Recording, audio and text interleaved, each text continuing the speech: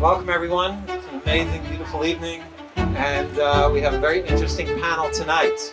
We have the authors of the book Not a Partnership, a playbook for success in relationship. When you find relationship books, you think, okay, I'll open it up and browse around, and I think I read it in 2 days.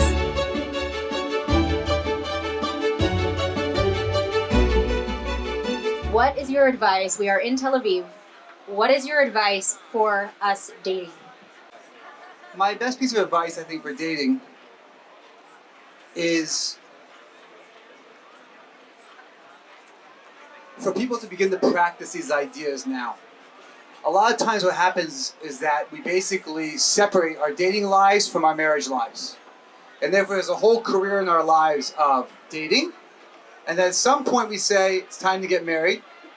And therefore what happens is we think that we're going to switch all those patterns and all those paradigms and how we do things instantly because now we're in the marriage mode. And what I find is that, listen, you have a group of people here tonight who are obviously thinking deeply about the concept of marriage and deeply about the concept of how to end up with that right person and end up with that person in a way for a long period of time. No one shows up to their chuppah with the hope that this will work for a year or so and then we'll see what happens. Everyone shows up with that dream of longevity. But if those patterns don't begin pre the world of marriage, if you don't start thinking that way early on, so to make those changes at some point, because now you decide now is the time to start getting married, so what I find is that the dating patterns continue, and therefore you may be in a very serious relationship, but since you haven't trained yourself to live like you should live in marriage, therefore many of the same mistakes will happen. Can I give you one more piece of Kabbalah on this question? Okay. According to Kabbalistic wisdom, everything in life happens in 2 stages. There is a stage called the stage of inspiration, and then there's a stage where everything has to be made real and built.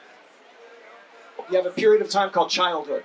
Okay? In childhood, you can be anything. Childhood is so beautiful because a child can be anybody loves it. That the charm of a little kid is today they're a detective and tomorrow they're a policeman and the next day they're a nurse and the next day they're everything, but they're also nothing. But it's a period of time where a person can experience the idea that I can be anything and everything's amazing.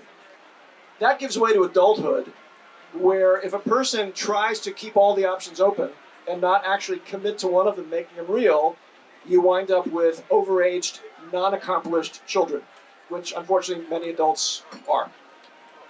Nowhere is it more meaningful to understand this concept of stage 1 inspiration, stage 2 building, than marriage. Stage 1, we all know it, okay? It's called romance.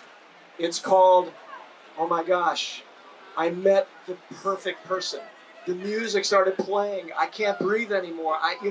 It's stardust. It's unbelievable.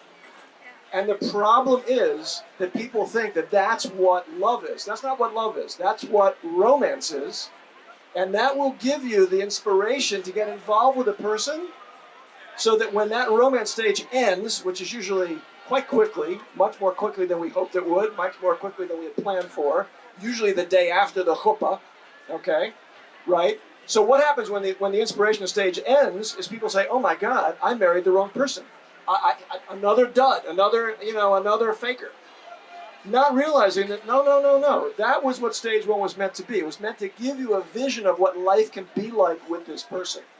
But now, once the rug gets pulled out from under us, now we have to begin what's called stage 2. And we have to actually begin building and giving and giving and giving and building some more to actually make it real.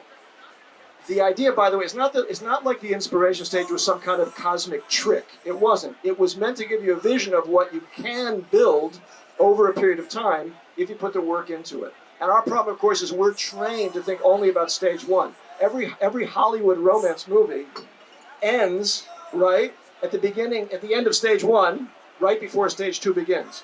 So the curtain falls, and then if they were to raise the curtain back up, if we were to have a chapter 2 in the movie or a sequel, they don't like each other as much the next day. And she's not as gorgeous as I thought she was, and he's not as funny and charming as I thought he was, and suddenly the bloom is off the rose, and now what?